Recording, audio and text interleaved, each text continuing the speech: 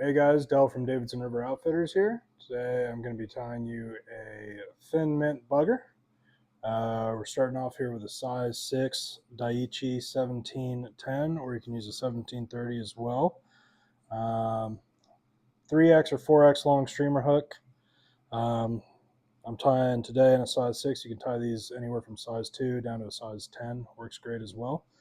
We're starting off here with a 5 32nd ounce copper bead, just a regular countersunk bead, and using 6/0 uni thread. This is rust brown color. We're going to get a little thread base here started on our hook. Just walk that down the shank. Make sure you're getting a tight underbody. Make your flies a little bit more bulletproof. We'll clip our excess and work your thread all the way down to between the end of the barb and the hook point. Now these flies here have a tricolor marabou tail. I'm going to start off with a little bit of golden olive on the bottom, which will be our belly of the fly. You want to make this piece about the length of the hook shank. Could go a little bit longer if you want a little bit more action out of there, but you also run the risk of it fouling more. Do a pinch wrap to secure that in place. Walk your thread back up and grab a hold of the marabou again behind the bead there, leaving a little bit of room for us to set our hackle in later. And then I'm just going to do tight open spirals back. Get that marabou super secured to the hook shank. Make sure it won't spin on you later on down the line.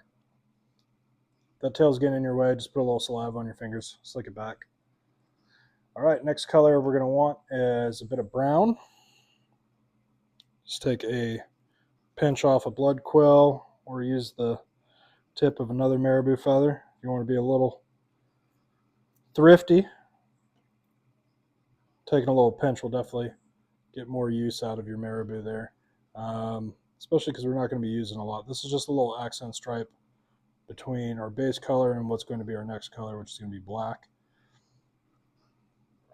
Again, same thing. Come up here, secure it,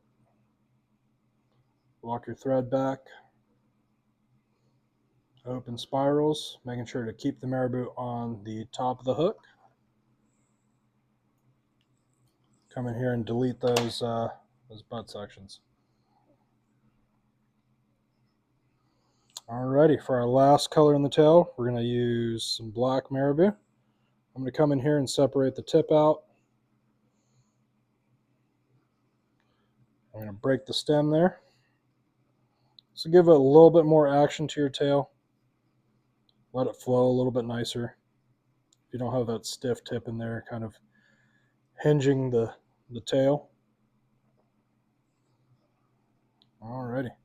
We'll take our black marabou, lay it right on top. I'm going to clip it away from the rest of the stem. It's just going to make less bulk.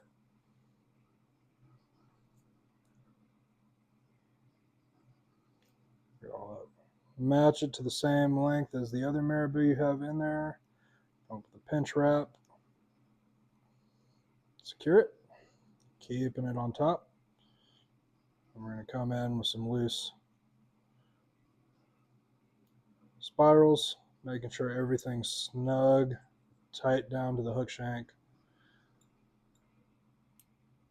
The tighter and neater you make this underbody, the longer, more durable, longer lasting, more durable this fly is going to be. Alrighty, so let's come in with a little bit of size brassy gold wire now. This is going to be our counter wrap for the saddle hackle that we're going to tie in at the end. And catch that wire there, pull it down to length, leave yourself a little bit of room, get a good grip on it. I'll work my thread all the way forward, just trying to keep an even taper here. We're going to have to contend with this little shallow part behind the bead. You want it to be a little less bulky there just so you can set that hackle in and won't give you any issues on later on down the line. All right, for the body, you got two options. You can either use peacock herl or For a little bit of flash, I'm throwing in some Peacock Ice Dub here.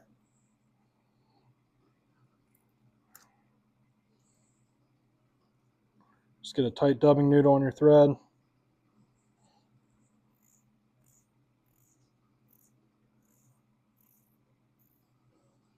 Start that dubbing right at the base of the tail.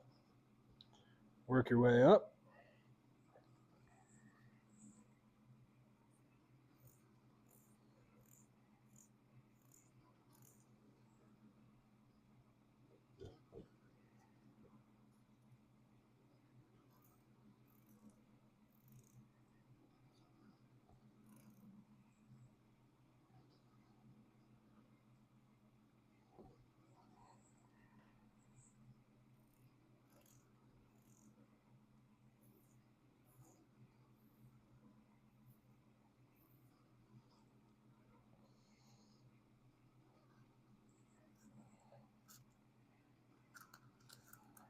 I'm going to bring that all the way up to the back of the bead edge.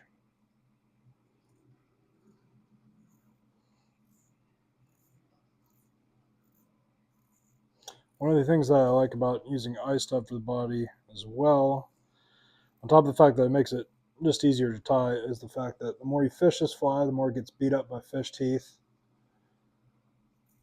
and chewed on and everything. It's going to get shaggier and shaggier. It's going to come alive. Alrighty, so we got our ice dub in there. Now we're going to choose a nice length saddle hackle. Let's see. You're going to gauge your saddle hackle, see how tall you want it. You can go shorter, you can go taller. That looks to be a good kind of width there.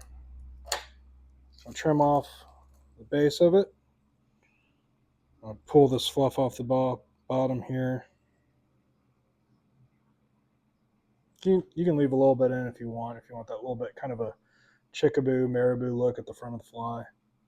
All right, to tie this in, I'm going to do some X wraps over top, coming from behind to in front of the feather, and then one from in front to behind. Lock that in, another one over. A couple wraps on bare hook shank there. Go ahead and trim out this butt. Make sure that's secure, and then we're going to go start walking our feather up the shank of the fly. I'll do 2 wraps, kind of in the same place, just behind the bead. Give it a little bit fuller look in the head, and then I'll start doing open spirals back towards the hook bend.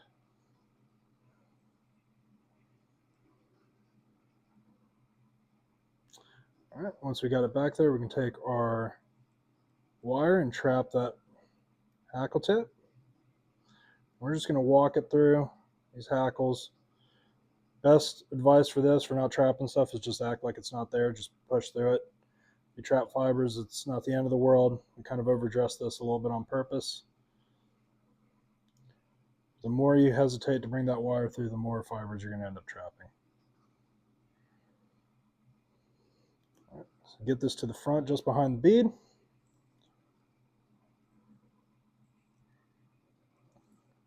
And take a 2-3 wraps over the wire to set it. A couple wraps in front, back over the wire, a couple wraps in front. Now we can take this wire and we can helicopter it out.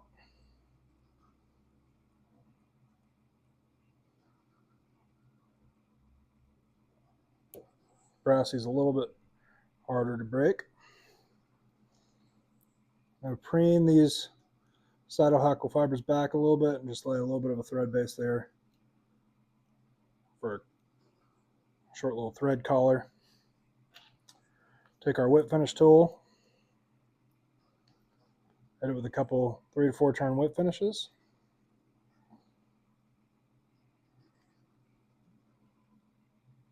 Pulling that whip finish behind the bead there, letting it sink in. Okay, we can trim our thread now. Trim out this hackle tip. And there you go. a little thin mint bugger. This one's a little heavily dressed. You can go a little bit sparser on the hackle if you like. You can go a little bit shorter, kind of make it your own there. High water flows. If we get this rain that they're predicting, probably want to fish a little overdressed. Low water, low clear water, probably sparsing it up a little bit. You can even go a little sparser on the Marabou if you want, a little shorter, a little longer if you want a little more movement. It's a great late fall streamer pattern. Looks like a little sculpin. It's got a lot of modeling to it, a lot of different colors. Works well in our watershed here. Great late fall streamer, one of my favorites. Works great in the spring too. This is a personal favorite of mine for fall time. So yeah, we saw all these materials here at Davidson River Outfitters. So come check it out. If you have any tying questions, just ask anybody behind the counter. We'll be happy to help you out. Y'all have a good one.